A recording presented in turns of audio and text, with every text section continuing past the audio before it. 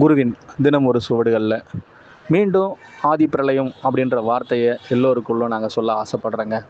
இந்த மீண்டுங்கிற வார்த்தை எப்பொழுதுமே, ஒவ்வொரு நாளுமே, ஏன் ஒவ்வொரு நிமிடமே, ஒவ்வொரு மனிதனிடமும் இன்னும் அவனுக்குள் ஏற்படுற துன்பமாக எடுத்துக்கலாம். பிரளயன்ற வார்த்தைக்குள்ள எப்படியெல்லாம் ஒவ்வொருத்தரும் தன்னையே சூழ்ந்து தனக்குள் ஏற்படும் மாற்றத்தின் மறு விளக்கமாக கூட இந்த வார்த்தையை எடுத்துக்கலாங்க.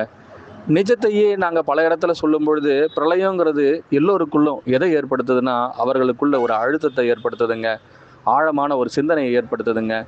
அதை விட இன்னும் பெருசாக சொல்லணும்னா, அவர்களுக்குள்ள ஒரு மாற்றத்தையே கொடுக்க விரும்புதுங்க.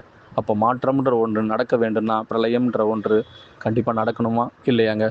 நீங்கள் உங்களுடைய வாழ்வில் ஒவ்வொரு நொடி பொழுதும், ஒவ்வொரு நாடகமும் உங்களுக்குள் நடக்கும் பொழுதெல்லாம், நீங்கள் அந்த ஆதி பிரளயத்தை முழுமையாய் உணரும் பட்சத்தில் அந்த மாற்றம் உங்களுக்குள் நிகழ்ந்து கொண்டிருக்கின்றது. ஏற்றுக்கொள்ளும் பொழுது அது உங்களுக்குள் உங்களையே மீண்டும் மாற்றத்திற்கு உட்படுத்துகின்றது. ஏற்றுக்கொள்ளவில்லை எனில் உங்களை துன்பத்திற்கும் அது ஆழ்ந்து தள்ளப்படுகின்றதுங்க. நிஜத்தில் யார் முழு ஆகம வித்து என்ற எல்லோ வார்த்தைக்குள்ளும் யாரெல்லாம் முழுமையாய் தன்னை புரிந்து கொள்கின்றார்களோ அவர்கள் அனைவர்களுக்குள்ளும் நான் ஆதி பிரளயன். அனைவருக்கும் குருவே சரணம். குருவடி சரணம். திருவடி போற்றிங்க.